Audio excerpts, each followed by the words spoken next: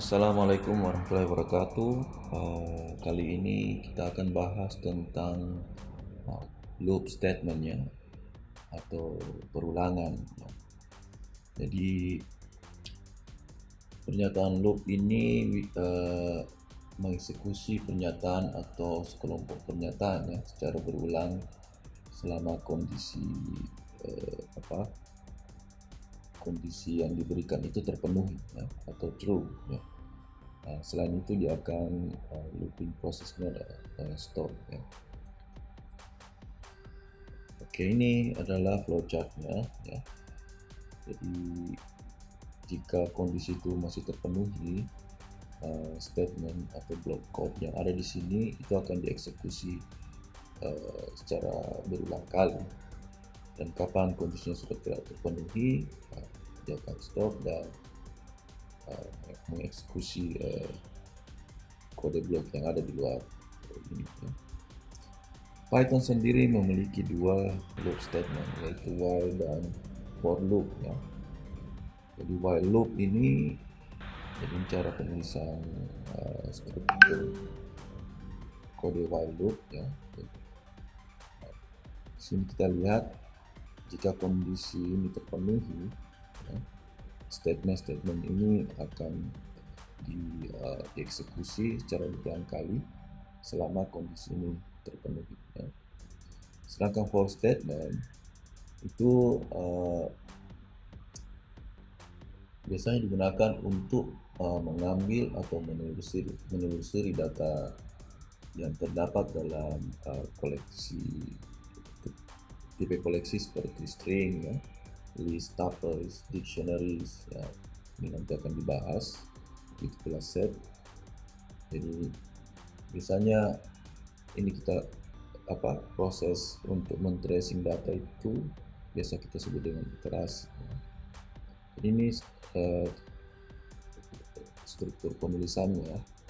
Jadi for index, in, jenis tipe collection type-nya apa, bisa list, tuples dan sebagainya. Nah, ini statement yang akan dieksekusi ya. Terus ada juga for statement. Jadi for statement juga bisa dituliskan seperti ini. Dia menggunakan fungsi range ya. Dan menggunakan fungsi range ini kita bisa lebih mudah melakukan loop dengan menentukan initial indexnya ya. Jadi seperti ini, di sini ada argumennya start and step ya. Jadi start ini kita mulai dari indeks keberapa ya, dan berakhir di indeks berapa, and ya. Ini step ini adalah loncatannya ya. Jadi saya beri contoh dulu satu ini ya. Saya coba tambah di sini. Jadi misalnya i ya, sama dengan 5 ya. Nah, kalau kita gunakan while loop, ini lebih kecil dari misalnya 10 ya. String i terus i plus satu ya. Kalau kita jalankan ini, ada yang ingat i nya ini inisialnya 5 ya. Nah, jika i nya di bawah, ini ada kondisi jika i di bawah 10 ya, itu nanti dia akan cetak ya, nilai i ya, dan dia akan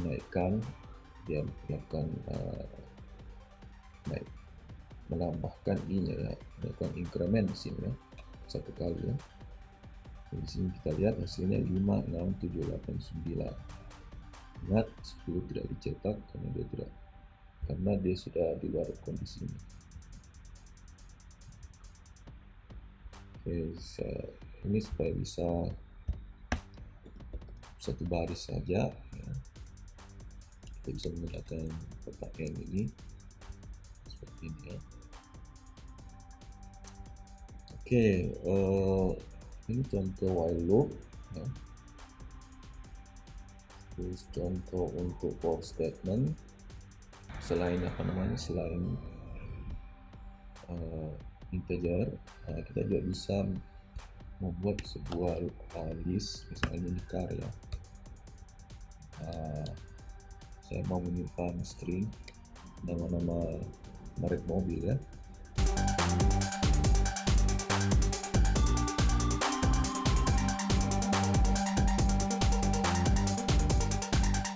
Ya, like Honda, Toyota, Chevrolet dan seterusnya ya. Saya bisa ambil kasih contoh satu lagi, misalnya misalnya 6 ya. Saya buat ini 10, 5 misalnya berapa 10 ya. Ini saya coba buat program untuk menjumlah isi ya. Jadi saya membuat program untuk menjumlah list angka yang ada dalam list 6 ini ya.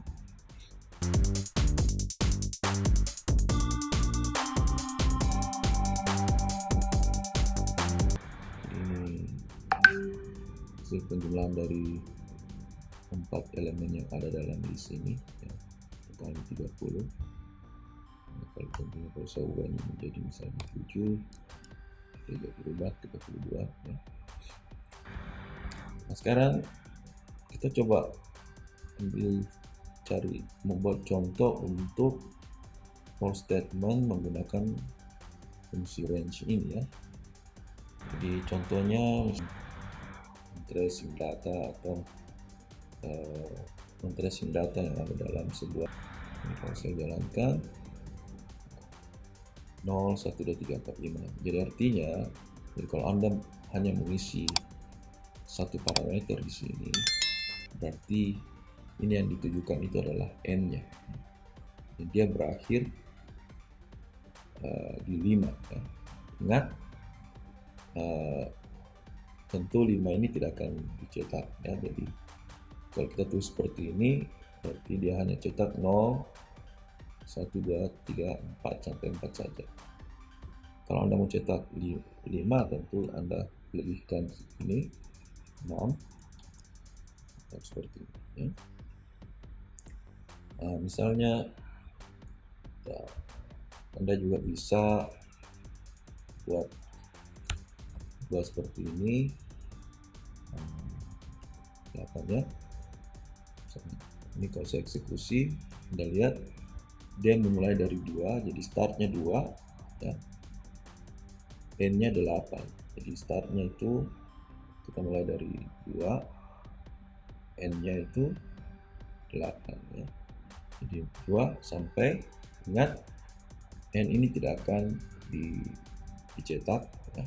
Angka 8 tidak dicetak, jadi selalu di bawah N, ini ya, 8. Terus saya juga bisa cetak misalnya ya saya bisa tambah stepnya, misalnya stepnya 2 ya. Saya jalankan, berarti dia akan loncat 2 kali ya, 2, 4, 6. Karena ini batasnya sampai 8, dia tidak akan lanjut ya. Jadi ini contoh untuk range ya.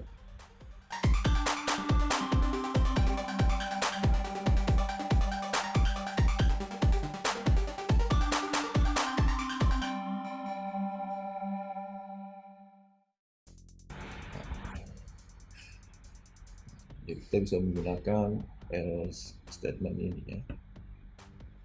Jadi setelah dieksekusi kode ini, kita bisa eksekusi kode statement yang ini. Nah, ini ada jump statement ya. Jadi jump statement ini Jadi Python itu memiliki jam 3 jam statement, bukan betul di sini ya, ini pass. Sorry. Ini mesti pass.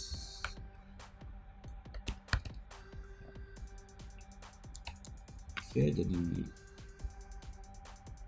ada break, continue, and pass ya. Misalnya saya memberi contoh break statement.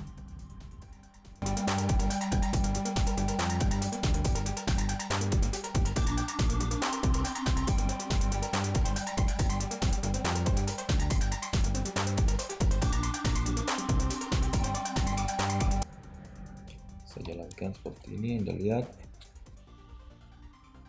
Ini di sini terlihat bahwa ini saya dalam function range ini ada, kita start dari 1 sampai 6 ya. Sini sampai 6 sampai 5 yang nanti tercetak ya. Jika i-nya sama dengan 3, itu di sini kita tuliskan break ya. Anda lihat di sini, begitu i-nya mencapai 3, dia akan stop. Dia tidak akan eksekusi loop. Sama saja kalau misalnya saya ubah ini misalnya menjadi 4 misalnya, berarti begitu masuk indeksnya 4, dia akan stop ya. Nah ini kalau break. Gimana kalau continue? Kalau continue kita tinggal ubah saja ini. Continue, apa yang terjadi kalau continue? Anda lihat continue ini yang di skip ini adalah, jadi pada saat indeksnya 4 itu continue ya. Artinya tidak dieksekusi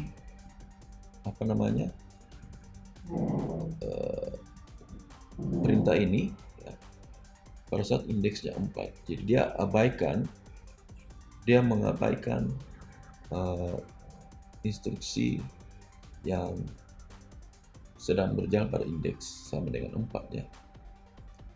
Disuruh lanjut untuk memproses loop yang kelima ya. Jadi itu continue ya. Nah bagaimana kalau pass? Kalau pass ini dia tidak melakukan apa-apa ya. Pada dasarnya dia akan mencetak semua loop yang semua indeks yang ada. Jadi mulai dari 1 sampai 5 ya. Oke, saya bisa ambil contoh satu lagi ya. Misalnya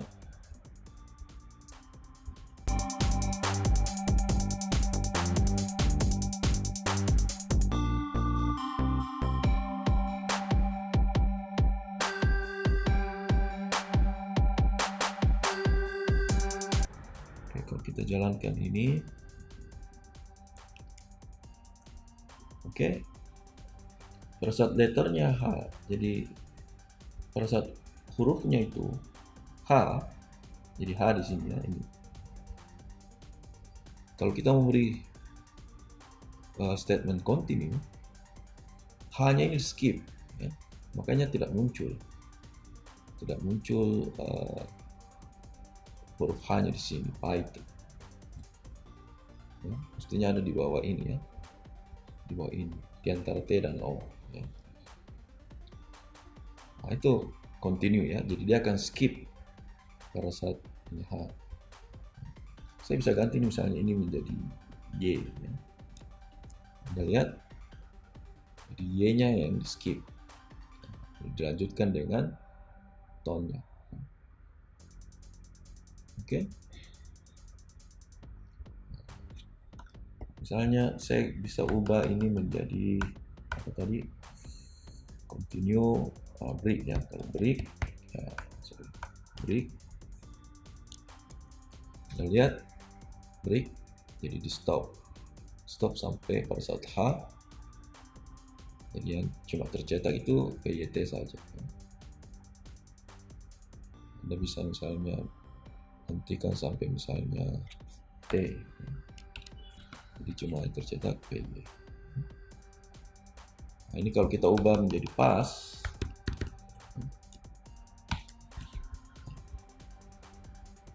jadi dia akan eksekusi sesuai apa namanya, dia akan cetak semua huruf yang ada di dalam